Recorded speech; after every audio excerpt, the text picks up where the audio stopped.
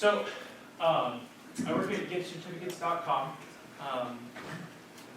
We basically are an e-commerce service. We provide the ability to purchase what we call a super certificate, and you give that to someone, and they come to us to buy a gift card. Walmart, Amazon, you name gift card, we probably have it. I am a fun guy. I'm a functionally useful nerd. I'm not a master of anything, but I do have my fingers in a lot of things. So, when I tried to scope this talk and how it would work, I really struggled because with the Face API, there's a lot of things that you can do, and it's not just Microsoft related, and I do want to make that clear that this talk is not just geared toward a Microsoft service. It's just what I chose to implement. I chose to implement the Cognitive Services API, Face API, for my implementation, just because it was Azure, it was hot, and it was a REST service.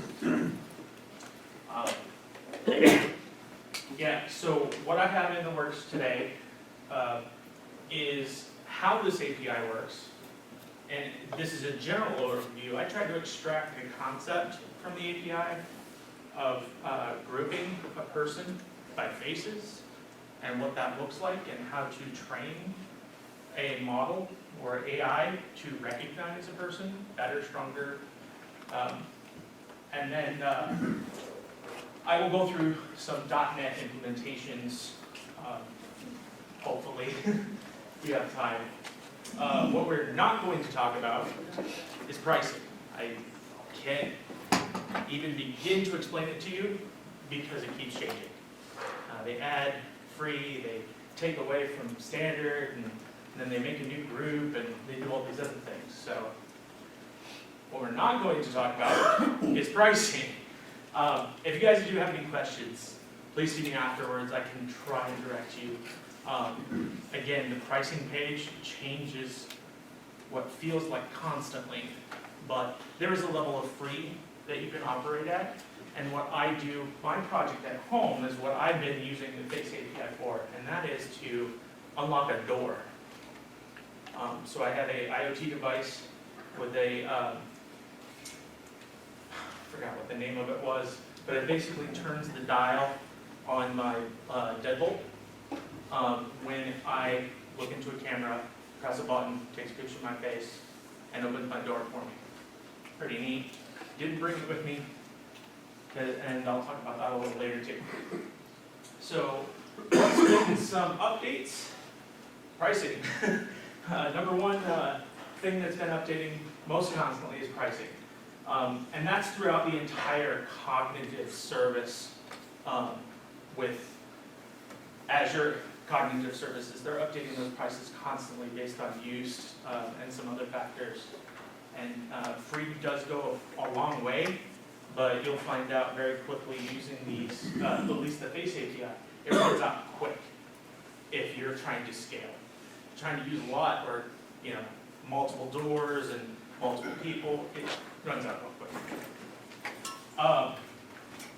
Cognitive services deployment anywhere via containers. If you've ever had a situation where you want to add Face or a cognitive service, not just Face API, locally without internet connection, they're now providing you with containers to allow you to do that. Deploy it locally on premises without actually having an internet connection, which is pretty cool. That I have not actually looked into deeply, and I do not know the dependencies on it. But again, we can talk afterwards. If you need that link, I'll make it available as well. Also, something that is new is what's called large groups. And we'll get into that a little bit more, but groups are new in the last year to where we can say, instead of just a group of 1,000 people, I can have a group of 1,000,000 people, and it's just as fast. It requires more resources, therefore it's not free, but you get the idea. So, what we're first going to talk about is how this all works. The entire service, not just Face API, but the entire concept behind the cognitive services is REST services based. So you're making an HTTP call and passing in parameters and data, and you're getting a response back. So just to summarize what that means, streams are not possible with the exception of video. They have a little bit of a thing going on with video that I haven't quite dug into, so you'll have to look into that. But streams are a thing. Anyway, so they've broken it down, the Face API, they've broken it down into basically 3 groups. And we have this large groups here, which is basically a duplication of these 2 groups here. So we start with the face. These are the basic features that you would expect when you send a picture to the API. You're able to detect, find familiar, compare 2 faces, group in, take a face, a picture of faces and group similar faces together, identify, that is to say, you can identify a person in a list of faces. It will pick the, based on a threshold, it'll pick the one that it thinks is that person, comparatively. And then verify, hey, is this person this person? Or this picture, I think you understand what I mean, I hope. Person group. This is probably the worst naming convention I've ever run into, only because it's duly redundant and you see it everywhere. Person group refers to basically a list of person group persons. And why is that important? Because the person group is what you're training against. You're taking a group of people, adding them together, adding a face to each person group person, putting them in a group, and training the entire model against that group. And organization is key.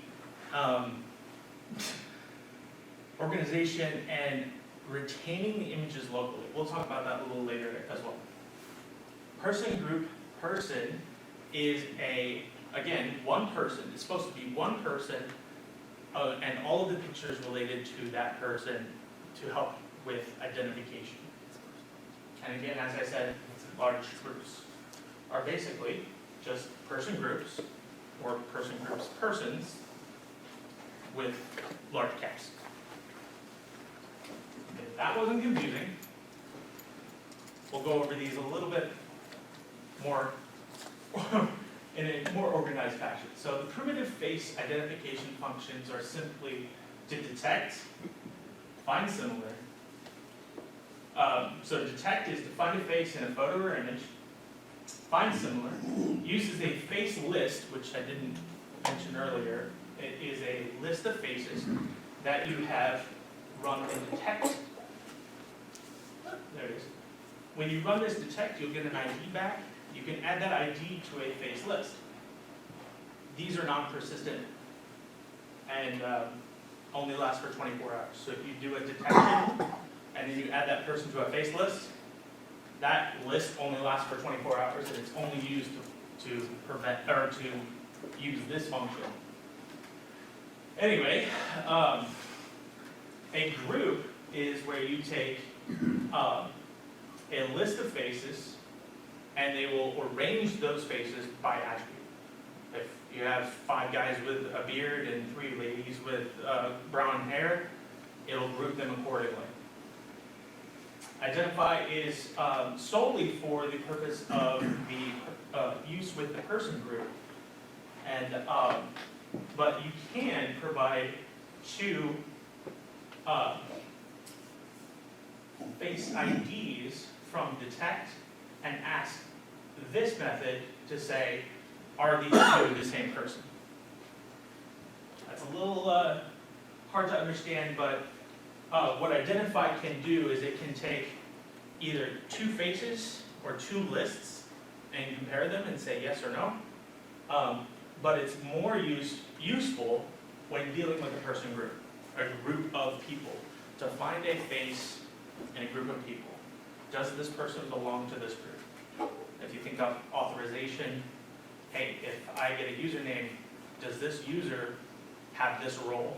Or does this user have this authorization? And verify is pretty much verifies that two faces are the same.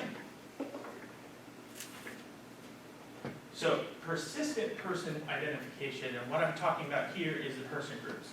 Person groups are persistent. These are not. Any requests that you make against these groups, or these functions, are not persistent. They have a cache of 24 hours. If you send the same picture twice, you're likely to get a different face ID, but if you retain that face ID and pass that in as, to retrieve the previous response, you'll get the same response as long as the cache isn't reset. You know how caches work. So I did my best to organize this the way that you would process a new person, right? So if you're first starting out, you would make a person group, and basically what a person group is a ID and a name. And a person group person, as I've said before, is actually representative of the faces associated with that individual. Again, not the best naming convention, kind of don't know how to improve it though. So what you'll do is you create the person, and once you have that person, you will add one or many faces, right? So at that point, you will go to the person group and you will train that person group with those faces. This is important because this is really the only way for step 5 to work correctly. Training is required to get identify to work, and it will tell you, hey, I see the person group, but you've added a new picture. You need to train your model again before I can identify anything. Forget the explanation for that, but it makes sense. So this is kind of a high-level overview of what my application does. There's the registration application. It's basically a user management application that allows me to create a person group, create a person, then I can come back and add a face to that individual, and then I can train the model, and I can either add another face and then train, or I can go back up and add a new person and then go down the list. At that point, I have a secondary application used in my IoT application that allows me to take a picture using a webcam, send that to the identify method in the API, and that identify returns attributes and thresholds. So this whole process of identifying a face is based on a threshold model. So it can say that it can be 100%, but there's a margin of error, right? These aren't foolproof methods. So one of the questions I get a lot is, how can, or should we, or can we use face recognition for authentication? The answer is yes, but should you? No, because it's not foolproof. There's things that you can do to make it foolproof. For instance, one of the questions I've had in the past is, well, what if I just take a picture of someone and hold it up with the webcam and, just wait for it to take the picture and I'm impersonating that person? It's like, in some respect that works, in others it doesn't, because there's a loss of quality, and there's a lot of factors that go into it that in your confidence test, you should be testing for. And I pulled out comparing attributes from the confidence decision here, only because comparing attributes should be a separate thing from your confidence test, because it can say a man has a beard when he just has a 5 o'clock shadow, and it's all based on the light that's shining on him. That's how finicky this system is. So that's why I say you shouldn't use facial recognition as an authentication source, primary. Now, maybe you want to say, hey, my threshold for saying that this person is has got to be at least 95% or above. There's still ways that you can achieve that authentication look and feel with this process. For instance, what I've done, and I've tried to do, is I say, okay, I'm taking video from my web camera constantly. I'm looking for motion, right? If somebody walks up to my doorbell, and press the doorbell, and my system hasn't detected motion for, I forget the threshold, for a little while, what it'll ask you to do is it'll say, okay, I see you're a person, you rang the doorbell, I took your picture, I sent it to the system, it has a confidence level of 75%, I'm pretty sure I know who this is, and then at that point I say, okay, well, I'm not exactly sure, I want you to smile, right? I want you to smile. I'm going to take your picture, we're going to see if you're smiling, and then I'm going to send it back to the identify method to send that picture off. And see if I get the same identity confidence or a greater identity confidence. And I'm also going to look for that attribute. Is this person smiling? If they're not smiling, they're not the person I think they are. It's just safer, right? If they are smiling, you might have a couple other tests. Oh, do they wear glasses? Does the model over here, do I have pictures of somebody wearing glasses? Yes, might want to test that over here. That kind of thing. So there are so many options, and I tried to include a list of all of the attributes that it catches. I would say there's about, in a JSON script, there was about 40 lines when I condensed it down to the top level. And it's pretty extensive because for each one of those detailed attributes, it gives you a threshold. Like, I'm confident this guy has brown hair. I'm confident this guy has a beard. I'm confident this lady has glasses. Those kind of things. So it's pretty impressive, but it's also a sliding skew when it comes to authentication. So I recommend don't use it for authentication, but you can use it as a secondary source of, should I give this person access after they gave me a password, they gave me a second form of ID, and now I just want to make sure that this person is actually supposed to be here. Not to say that in the future it won't get better, but there's still that level of error. So, with regards to each call, and I want to make this very clear that this only applies to the person group person, and the face list. Again, I didn't talk about face list very much because it is persisted, but it doesn't allow you to run the other methods that we talked about, identify, those kind of things. Actually, misspoke. It does allow you to run identify, but not in the same way that person group and the person group does. But every object has a name that is persisted. Every persisted object has a name, and every persisted object has what's called user data. And again,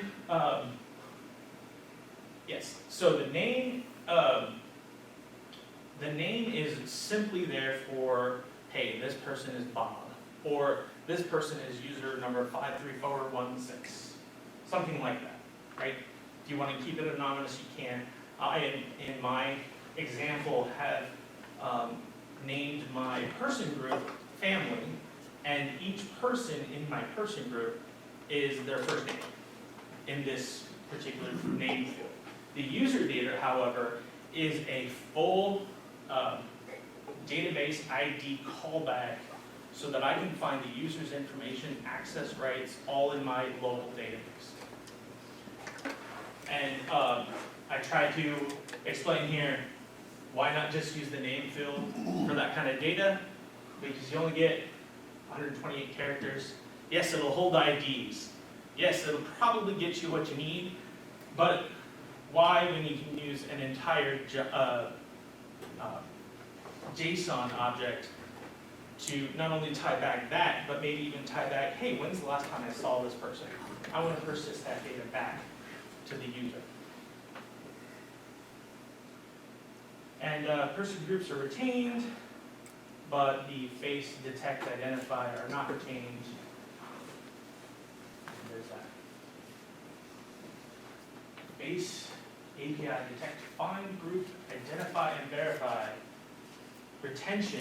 So one of the problems I had early on was I trained off of 4 pictures of everybody in my family. There was 3 of us. And about a month in, things stopped working. It just didn't work. It didn't detect my wife, it didn't detect me, it didn't detect my daughter, and I was confused. I was like, nothing changed. I mean, yeah, we got older, but nobody got a haircut, nobody, I shaved, but it told me I shaved. When I did a detect on it, it told me, it was like, oh, I didn't have a beard. Okay, that's great. What I found was constant use of the API and training the model is equivalent to dithering an image. It makes the algorithm more precise by making adjustments based on the information that it has. And as time goes on, difference in lighting, difference in where the sun is. You'd be surprised if your doorbell's outside where the light is actually coming from. And we have a north-facing house, so it's dark pretty much no matter what time we go in the house. That's why I suggest you make a place to store your images locally. I personally started storing them in the database. I know how bad an idea that is, but I didn't have any place else, and I didn't want to make a file share and try to make that all work. So I just started pushing them in the database. But the reason that I mention this is because, well, let's go back to this. Identity confidence. I had this line back to add the face that you just took from the identify method, add it to that person. If you have a confidence level between 90% and 100%, you're pretty sure this is that person. Go through a process of adding that face to the person. I wouldn't recommend you immediately call the API via this, but basically take that picture, store it away, and then go through it as a regular maintenance item, right? So you're storing, your person comes up to the door, takes their picture, I'm 95% sure this is that person. I'm gonna take that picture, I'm gonna store it away, and I'm gonna say, hey, I want to use that picture to train the model to be better, to be stronger, faster, not just keep training it over and over and over again and getting the same result. Where were we? So why are the retention limits important? Why was I making such a big deal out of this? It's simply focused on the training the model. Why don't they keep everything? Well, because it's not related to the model. They're only keeping things that help make your detection process better, right? And this is related to Azure API. I want to talk a little bit more about OpenCV and some other things later. So documentation on Microsoft's cognitive services. Oh yeah, here it is. Why use Microsoft cognitive services? Simply, the reason why I recommend this is go with what you know. If you have Google or AWS and they have this kind of service out there for you, I don't know. I know OpenCV has a great library, but the issue with OpenCV is it's on your hardware. You're running it locally. You're taking responsibility for all of the model training, building all of that data set, and maintaining all of that. And that's great if you want to do that. But I used Microsoft Cognitive Services because it's address-based, it's a quick prop up, as I'll talk about a little later. And not only that, but the documentation. Since I looked at it in, oh man, it's been November of 2017 is when I started this project. It has not just only gotten better, but it's actually gotten deeper in explaining why and what things are doing and what's going on behind the scenes. Which before it was simply, you go to the Azure, Azure.com, and then you click on cognitive services, and then you click on documentation, and then it just takes you to a page that lists all the functions, kind of like a Swagger representation of their API, and that's all they had for the longest time. And I built what I have currently off of that, which was enough, but in the documentation online, it's gotten so much deeper, so much better, explains to you how the process works.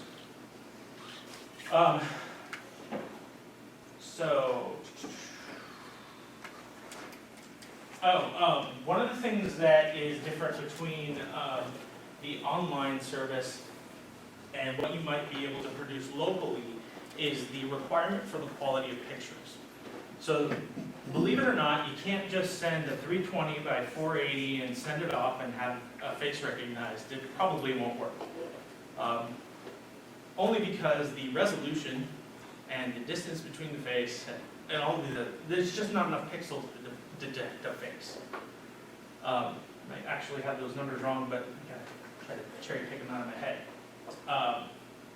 The smaller the picture, the less the confidence will be.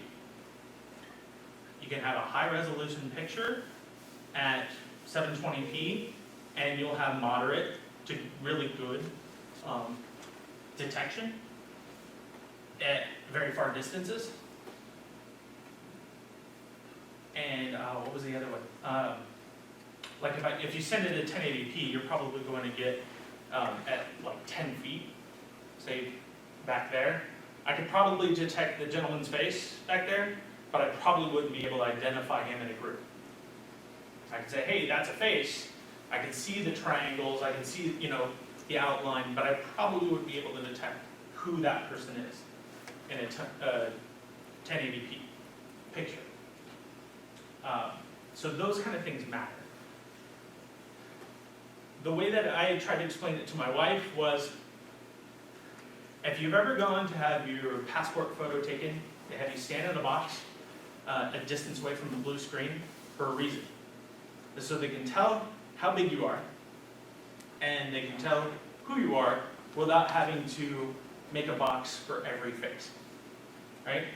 It's kind of the same way that I set up my detection process. Need a drink.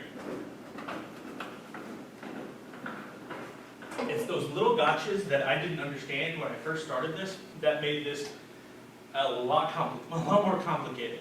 So the quality of camera that you have, the distance at which you're taking the picture, and not only that, but the quality of the recording that you're taking matters to the detection process. It also matters to the training process as well. So, as I said, you have the option of cognitive services, but there's also a NuGet package called Project Oxford. And this was the code name before it became the Azure Cognitive Services.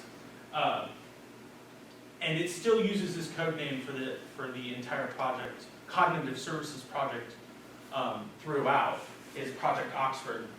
And the face DLLs, the libraries that come off of the NuGet package are top-notch, very quick. What I found surprising was when I wrote my client, which I might be able to show you, when I wrote my HTTP client, and all I wrote was one method. Oh, I need to bring over code, not my folder. except for, yeah. Let's do this. I'm going to end the slideshow. And duplicate my screen here instead of trying to, there we go. So you can see what I see. So this is the Project Oxford interface. Let me grab the HTTP client-based one. I found this to be, this method of retrieve or sending off data back and forth through the API much slower for God only knows why. It's just a basic HTTP request model. I didn't use a third-party REST services library. I just built my own request and response and dealt with the response. But it ended up being slower than using the Project Oxford's library. The one thing I did find very challenging was this is also about the time when I was trying to learn the task parallel library, along with learning how to do async. And if anybody has ever tried to learn those two things at the same time, you get a lot of concepts mixed up. You can use task parallel library, and you can use async processing, but when you try to mix the two things, weird. And that's the first task I have here is I try to write a wait method using semaphores. It didn't work with async. Not because it wasn't compatible, it's just the way that I wrote my semaphores would lock up my methods.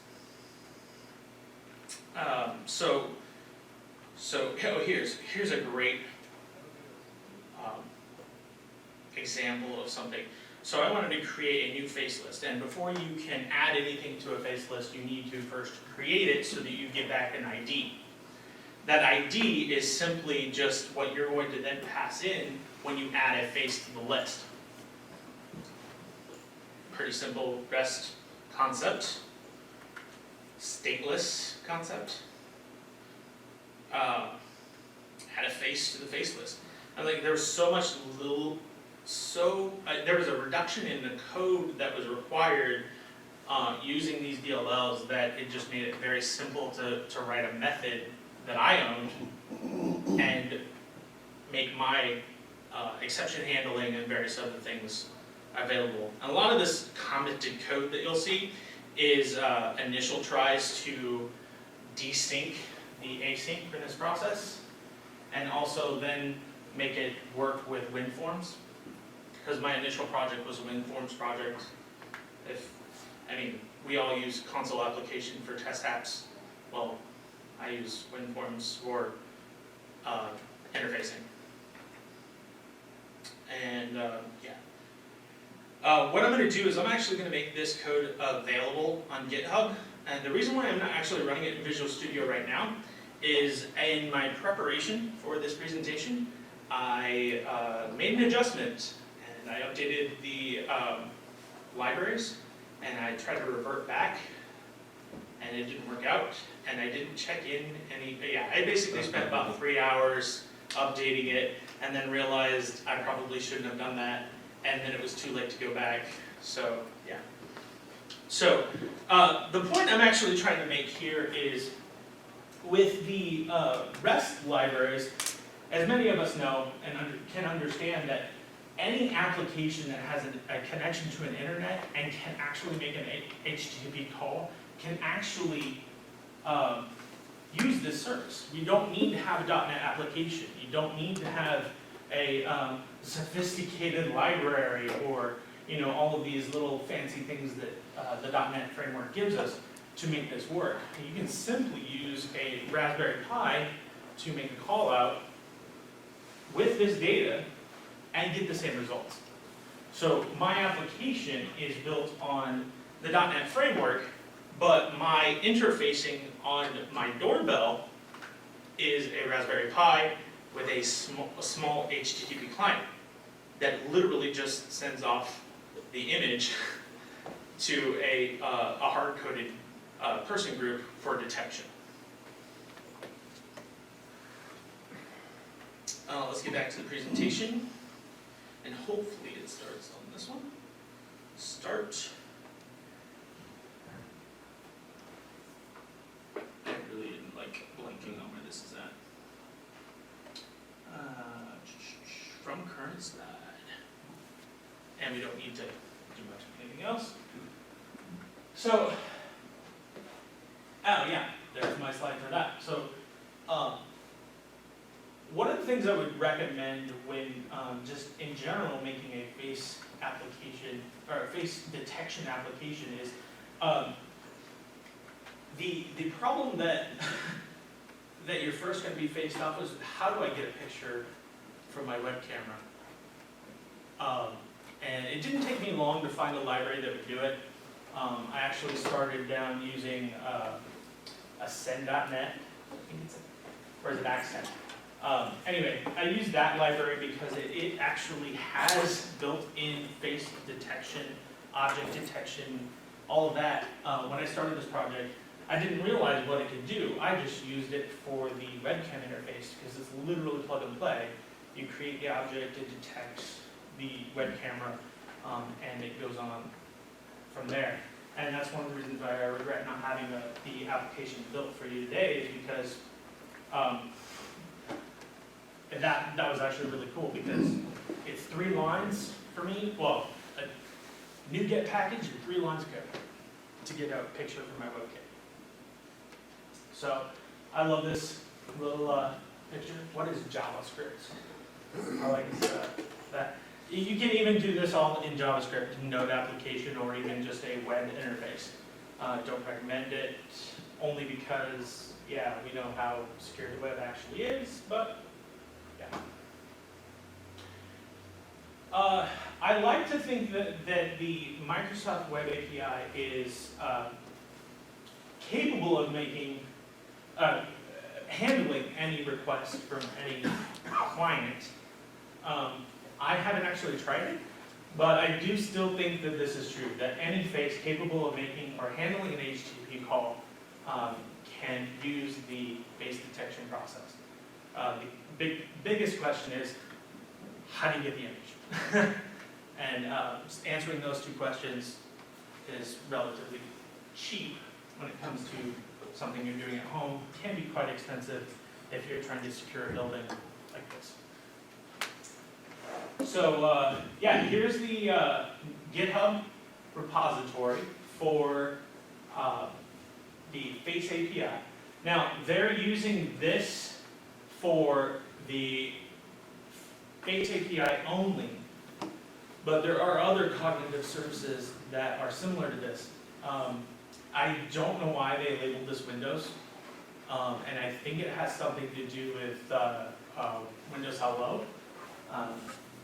But I still, the weird thing about Windows Hello, and the biggest difference between this API interface and what Windows Hello does, is Windows Hello is all on your computer.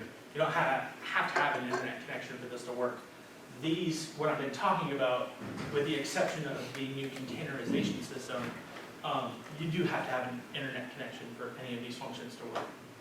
So, and also the NuGet package profiles. All of them are simply under Project Oxford SDK. You can find them on NuGet, pretty simple. And I regret I don't actually have them. So, that. Is it worth looking at it in your code? Can you walk us through anything? I could definitely do something similar to that. I don't know exactly the extent I can do that. We can use our imagination. So what do you have on the front, by your doorbell? You go through that hardware again, what do you have? Oh, okay, so the way I set it up is, most modern doors have an eye hole, right? So I got a fish eye lens. Yeah. Yeah, I got a fisheye lens, and I just put a camera, mounted a camera right behind it. That's a Logitech C980, something like that. And it, using the fisheye lens, I actually have to I have to crop the image down so that it's small enough to actually be sent, because they do have a file size limit. You can't just send the biggest picture you want.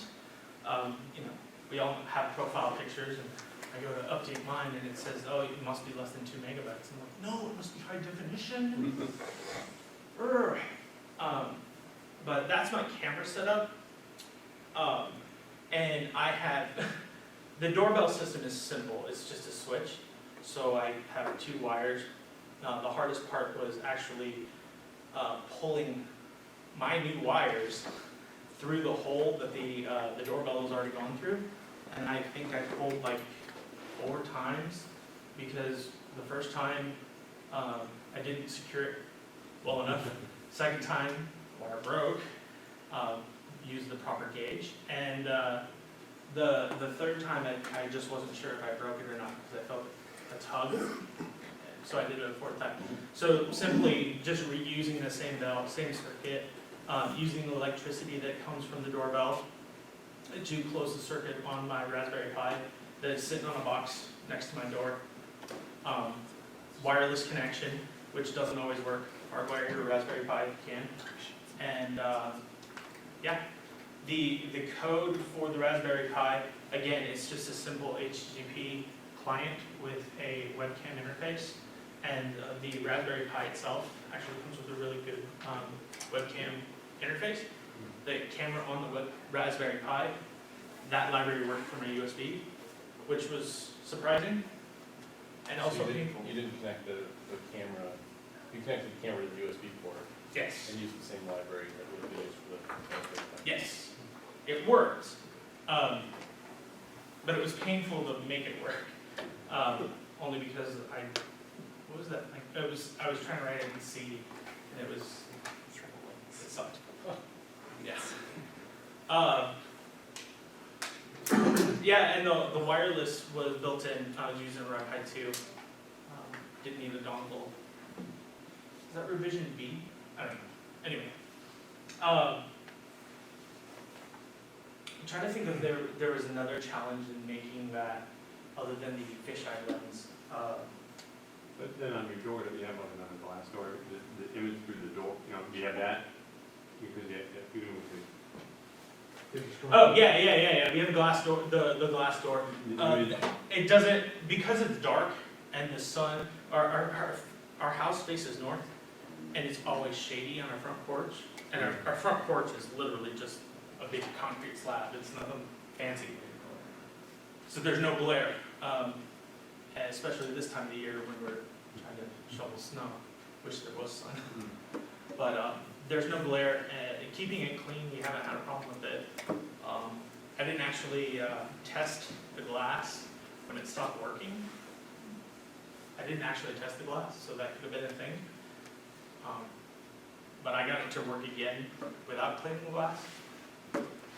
We don't really use it much anymore because of toddlers. So, yeah, back there.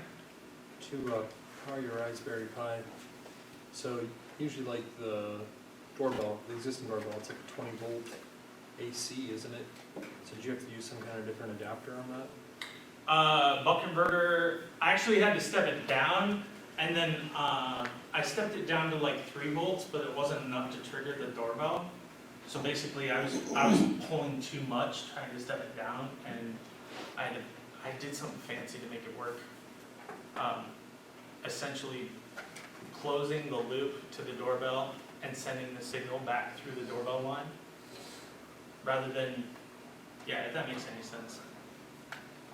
It was a struggle to get it to work at first, but that was only because pulling those wires and connectivity was an issue. So. Yeah. How fast is this process? I mean, Slow as anything you'll ever try to make work fast. And that was one of the biggest complaints that I had from my wife, is that she has to stand there for a few seconds and wait for the thing to open. Another reason why we stopped using it, face detection is not quick. So again, another good reason for not using it for multi-factor authentication. Like what's slow? 30 seconds. oh, wow. If you're lucky, 30 seconds if you're lucky, because the round trip for the detection, so you can do it face to face, and that's quick, right? But when you start working against a model, and a large model, 30 pictures, 3 people, 30 pictures, it takes a while. Did you do any analysis to figure out if it was just the transfer time, or it was actually the API taking that amount of time? I did not, but what I suspect was the quality of pictures I was using. It wasn't the top line, because I was like, we don't need the top, because if we get to the top, then yeah, we're gonna run performance issues. But yeah, it's super slow. And that's one of the great reasons to use an on-premises solution. But even then, I believe that would have, 30 seconds was in my initial testing, and I was like, this will get better over time. It never got better. It Yeah, didn't get worse, but it never got better. I was looking at the pricing model, it looks like they only have one level, or, what's they call it, S0, apparently. Yeah, it's free, but and that's for the Face API, but they're adding levels for other cognitive services that make it really confusing, because, that was another thing, video, right? You can do the exact same thing with the video cognitive services. The difference is that you're able to either send a picture or a video file via the HTTP service, and then there's another method to send something to Microsoft via the Project Oxford libraries as a stream. So you can stream video there, and you can do detection process on the video. Again, quality matters, but you can use that to detect somebody comes up to your door. Oh, who are they? And I believe that, integrating something like that, starting out with a video and taking that video, streaming it to the detection service, hey, do I know who this person is? Can I identify them as they're walking up? And they hit the button, you already know. So, as an instant, it's like Google Chrome. It looks fast, but it ain't any faster than a normal instance of the browser running. So, you're using video and the Face API to do detection. The Kinect sensor, the Kinect bar for Yeah. Xbox is solid. I actually thought about trying to use that as a camera, but mounting it on the top of the door. It's like all this other stuff was like, oh yeah, then there's the power requirement. I want a hole this big in my house to power that thing, and then it's not all weather resistant either, so. First rain goes.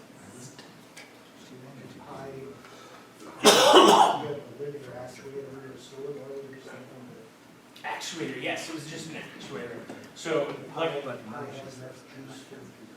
no, that's a separate circuit, but basically the signal from the Pi, it's a on-off. The only thing is that it doesn't lock, unlocks the door. So it's it only unlocks the door, it doesn't lock it, so you can't go press the button and hold for it to lock it. It'll just ring the doorbell. What about other applications?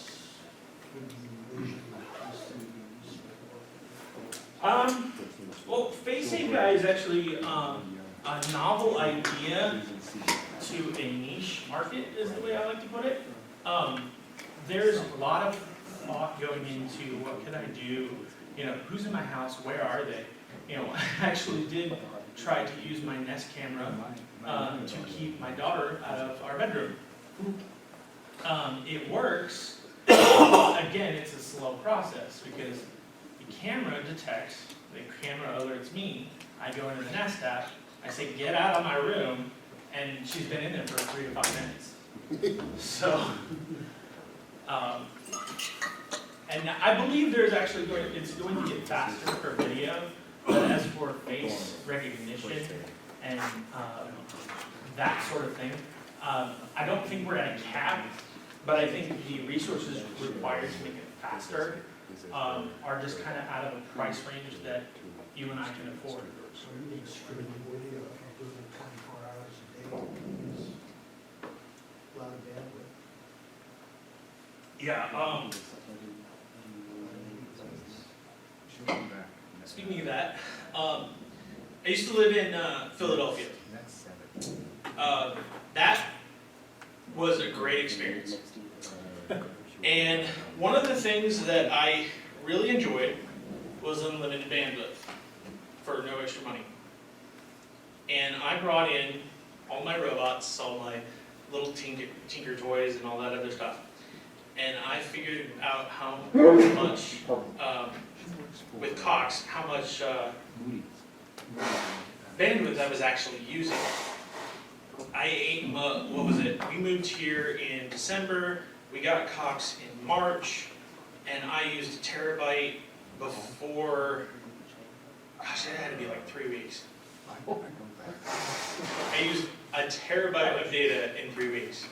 And that's excluding updating, because I didn't start doing updates to my computers and everything until June. So that was an extraordinary experience, because I had a video, I had Nest, I had this camera doorbell thing working. I did have a backup system. I didn't get that working until like the second week in March. So it was like probably the latter half of the month, but it didn't take long for it to just, just go up in smoke. So yeah, that is a consideration. And then I found out after talking to their, retention team, I tried to cancel my service. They're like, hey, we'll give you like 6 months worth of unlimited for, just stay with us. And we're like, oh, so that's how this works. So this is the HTTP calls. This is the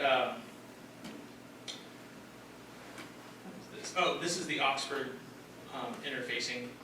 So we create a face list. I tried to organize these, but I think I took out the regions. Oh, do regions? Yeah, they do. Okay. Face lists. Person methods. If you make a mistake, you can delete anything. You can start over. Keep in mind that if you do start over, there is no recovery. That's why retention of your images is important. The process in creating a person group is very simple.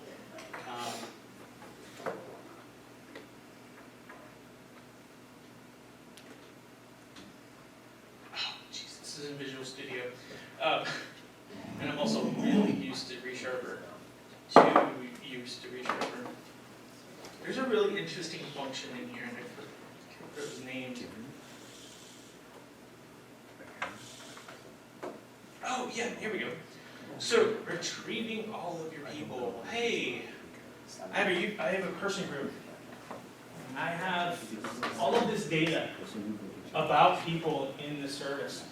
It's been 6 months. I don't know what I have in there. And again, these are all persisted until you delete them. So if you are paying for your service and you stop paying for your service, these are still persisted. They do have a retention for your subscription. So once you meet, I think it's like 30 days after you cancel, you can come back and nothing will be gone. I don't know, don't quote me on that. Is it attached to a storage account? Is that how you do it, or is it actually part of this service? This service. It's like Azure ML, machine learning. It's completely separate storage. Okay.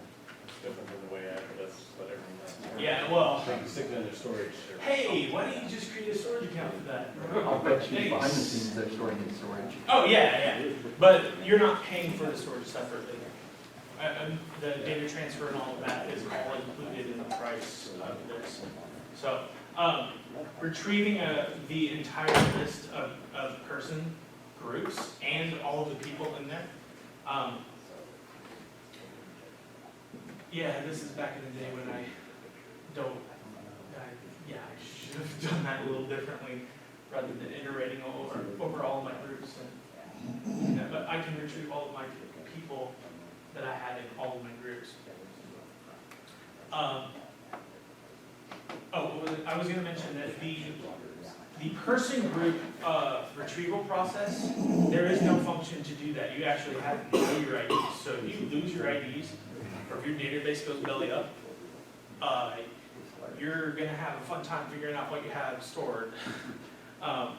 So they retain it, but retrieving it is actually quite complicated. They do have a list function for person groups now, but they didn't back then. It mentioned if you had, if this happens, you can just call delete, and then with no parameters, and it'll delete, and it'll actually confirm. You have to do it a couple times. It'll confirm with you, say, hey, you sure? But you basically can make multiple delete calls with no parameters, and it will delete all your person groups. That's what I did to maintain my one person group with multiple people in it. So then I wrote this, so that I took all of my, I used this method to call my database to grab all of my IDs, return all my people, so I could list them in my application. The important part here is it's changed, but early on, they did not retain the ID. It was very hard to get the IDs back. So retain your data. If you're going to get something back, store it. Detection, you don't need to store that stuff, but when it comes to creating your person groups and managing all of the people in those groups, retain those IDs, because I don't know. Pretty sure they fixed this problem, but that was one of the heartaches that I had early on. But I was also in debug mode, or in the development phase when I did that, so not a big deal. Limits, however, free version, you only get one per person group, but you can have 1,000 people in that group. I don't know if there's any face limit. Pretty sure there's a face limit, but yeah. Anyway, that's all I got. Any other questions, thoughts, concerns? What kind of images does it accept? Standard web-based, so PNG, JPEG, you get better results with PNG just because of the interlacing, and It figures that format out for you when you upload it? it knows. Yeah, because the file header has it in there. You can rename your file to JPEG, and it will tell you it's a PNG. So, Does it handle more than just people? Can you put your dog or something in it? tried that. No, it does not. It can tell you that it's the detect feature can tell you it's an animal, and I believe they now can tell you whether it's a cat, dog, or other common pet, domestic pet. But we tried a cow, and it didn't know. So I don't know what's this. It's the same call that comes back with, detect like gender and age and like expression. Detect. Yeah, Yeah. okay. Yes. So Detect will tell you everything. Also, if you add a face to a person, it will tell you what it detected in the return. Kind of similar. But I recommend that you do a detect first, only because the call gets expensive when you send a face. But if you use detect first to say that this is actually a face the system can detect, it's cheaper there than it is to create an exception loop on your add face to the person, because you may not get the same type of response and the quality of the picture. But yeah, I recommend using the face detect first to make sure that it's actually a face that can recognize.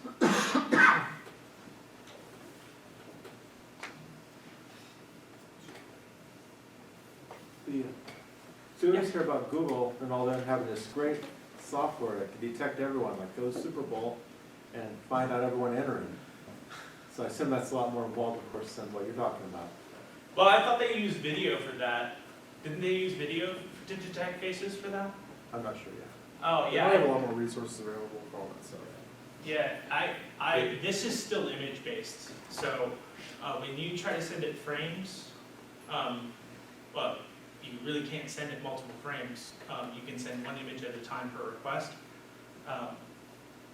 But if you try to send it frames, you're basically going to say, hey, this image, when you do the identify process, you'll see little variance. But if you're sending it video using a video cognitive service, you're going to see a lot of variance based on the frame rate. I don't really know how to explain that differently. Oh, here we go. Think about it like trying to pour water down a pipe versus trying to pour water down a colander, right? So if you have video, you're pouring it in a colander, and it makes many things, many different types of streams, right? Well, with the Face API, still image, you're just pouring it down a pipe. You're not going to get much different. It's not going to change the result if the picture doesn't change often. But a good test for something like that is lighting. Lighting is amazing, what it can do to the detection process. Like I said, 5 o'clock shadow, it can tell you that you have a beard, but if you're like me and you shave and you have baby face for a few days, the detection process will tell me I don't have a beard for, like, I have stubble, scratchy stuff, and it still says I don't have a beard. I don't have facial hair. That was a while ago, but it was pretty fun to play with the detection process. One thing I did try to profile pictures. Instead of taking a straight-on look, you try to take a profile of a person. It can tell it's a person, but it can't do any identifying on it. So it needs to be the full face. So there's like when it comes to AI, computer vision, on your face there's a box. And in that box there are many triangles, right? So your box is roughly just above your eyebrows down to your cheekbones. It does not include your chin because that's part of the triangle. It doesn't, it's really hard to explain, but it comes down here, and this is a point, these are points, and these are points, this is a point, there's 2 on the side of your nose. If you have glasses, it uses your glasses as points, and those are part of that detection process. It says, okay, this is a face if I have this many points. But that's kind of standard outside of just the cognitive services process. This is CV, computer vision. So. What do you think they're using at that Atlanta airport for? They just introduce facial recognition. Oh, yeah, I have to believe they're using a video process that is a streamed process to detection. But other than that, I can only guess. I heard about that, but I didn't pay much attention to it because I heard Google in the same sentence. I kind of tuned it out. I'm not saying Google's bad. Google is great, but again, go with what you know. I don't know Google. So. I just got hooked to YouTube, so I'm trying to break that addiction. It is if you don't watch video anymore. Any other questions for Marcus? I can stand up here all day. Yeah. I appreciate it, Marcus. Thanks. Hopefully this helps. Hopefully this inspires a little bit. And hopefully next time I can have a